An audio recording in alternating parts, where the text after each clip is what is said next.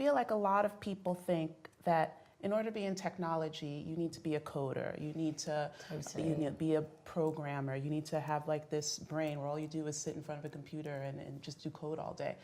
And there's so many different careers and just so many different ways of entering tech, and you're definitely an example of that. Exactly. What was one of the most difficult parts of joining the tech industry, but without having that background? I would say the little voice in my head. Yeah. But I was going into an industry. I wasn't an expert in email. I wasn't an expert in AI. Yeah. I'd never been in tech before. And I had to keep reminding myself that it's the softer skills that I'm bringing. It's that business knowledge. It's knowing how to build a team, how to run a business. And that's what I've been brought in for.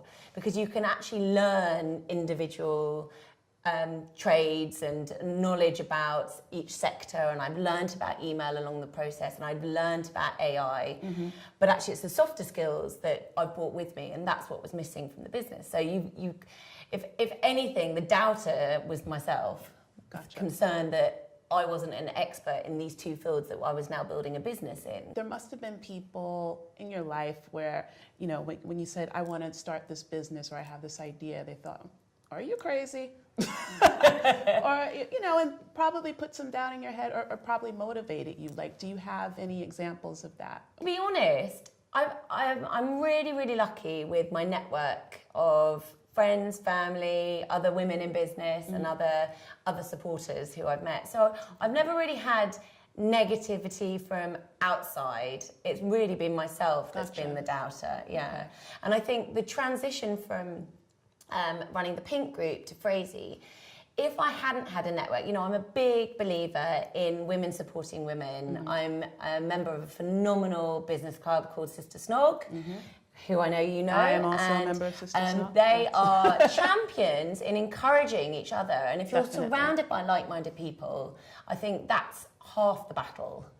The worst piece of advice that somebody's ever given you. Sometimes I find that people will, and they might have the best intentions, give you some advice where they think that they're helping you, or they don't want you to make a mistake, or they're trying to keep you from, you know, being hurt out there in that big bad world. So what was some advice that somebody gave you? Probably the best intentions, but if you would have taken it, it'd probably been the worst advice. I have a great example of this in my first ever job after graduating. So I've always had a love of pink throughout my life, and in my first job, my first boss, after about 6 months of being there, took me inside her office and said, Vic, you're never going to get anywhere if you carry on being so girly and liking pink. And I was so shocked. And anyway, needless to say, I went on a couple of years later, I started the Pink Group. That was my creative agency for 11 years. It was really successful. And I think what it showed me was that actually always be yourself. Don't let people say, you can't be like this because you won't get anywhere. You've got to be true to yourself. There's certain things that we have to deal with, I call it our stuff, our baggage, where before you get to the next level, you've got to handle it. You've got to sort it out, or else you're going to derail your career. You're never going to be able to get to that next level.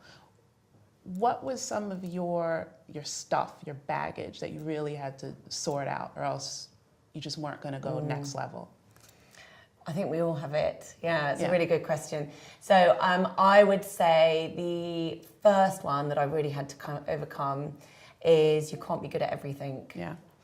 Especially, I think a lot of entrepreneurs have that drive and they want to be able to prove that they're really good at the financial side, at the sales side, at the account management side, and every element of the business. And when you start a business, you do have to be that one and everything. But as you grow, it's really important to be able to relinquish that and go, actually, that's not my forte. I'm going to let someone else take over because they specialize in it and it's going to be better for the business.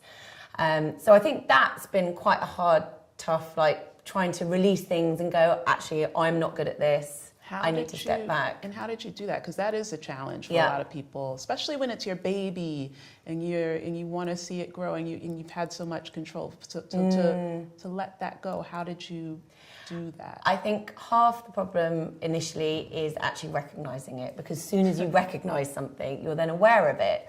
I've always been a fan of mentors. I've had some phenomenal mentors throughout the sort of last 12, 15 years.